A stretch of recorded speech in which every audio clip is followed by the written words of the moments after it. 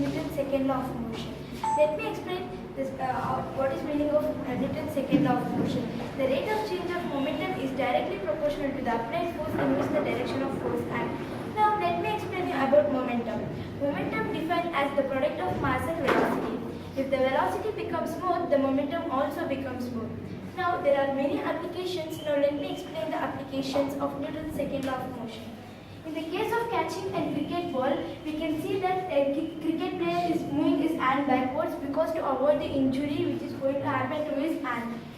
Why? Because the velocity will be more so that he may get wound to his hand. Now let me explain you in detail.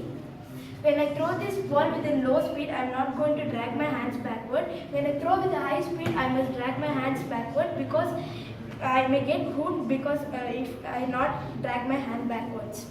In the case of cricket, only the wicket keeper will be having the gloves because the force acting on the ball will be more, so he may get wound or hurt. Now let me explain you in the next case in the case of hockey.